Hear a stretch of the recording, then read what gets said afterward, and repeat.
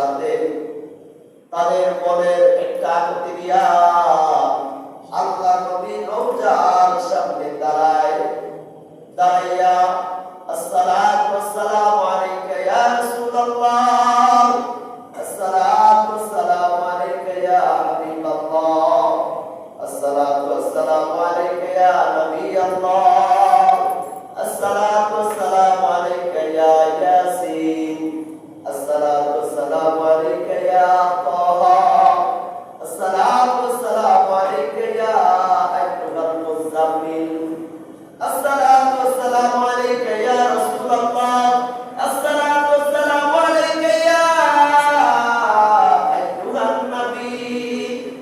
ওগো নবীজি, আমি বাংলাদেশের ঢাকা জেলার আশুলিয়া থানার অমুক জায়গা থেকে আমি আপনার রওজার পাশে চলে এসেছি।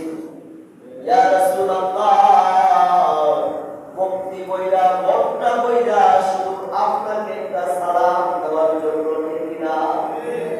সারা পৃথিবী থেকে মানুষ যাচ্ছে, প্রতি মুহূর্তে প্রতি সেকেন্ডে একটা মুহূর্তের জন্য মানুষ সেখানে আলাদা ভক্ত নাই। মানুষ সারাক্ষণ নবী রওজার সামনে দিয়ে যাচ্ছে, নবীজিকে সালাম দিতেছে। আপনি দিনের 12টায় যান, রাতের 12টায় যান, দিনের 2টায় যান, রাতের 2টায় যান, যখনই যাবেন তখনই সবসময় একই রকম দেখবেন, মানুষ আসছে আর যাচ্ছে, মানুষ আসছে আর যাচ্ছে, সবাই ভক্তি সহকারে সেখানে দাঁড়াই গিয়া নবীকে সালাম দিচ্ছে, হাত উঁচু কইরা চোখের পানি ফেলাইয়া আল্লাহ নবীকে ডাকতেছে।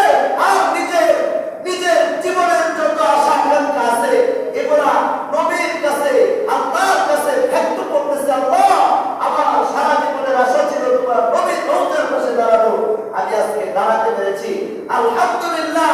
কিয়ামতের কঠিন ময়দানে এই নবীর সুপারিশ নিয়ে নবীর সাথে যেন আমি জান্নাতে যেতে পারি। সুবহানাল্লাহ, সুবহানাল্লাহ। মানুষ এই আশা আকাঙ্ক্ষা নিয়ে নবীর রওজার পাশে যায়, সেখানে গান বাজে না, ঢোল বাজে না, তবলা বাজে না, সেখানে নাজায়েজ কিছু নাই, সব কিছু জায়েজ করতে হচ্ছে।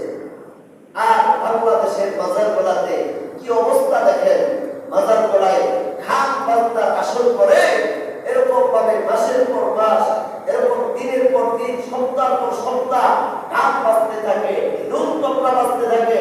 সেখানে বিভিন্ন এই আমল দেওয়ার, গাজর দেওয়ার, অমুক দেওয়ার, তমুক দেওয়ার, অমুক সরকার এদেরকে আমন্ত্রণ করে দেওয়া হয়, ঠিক না?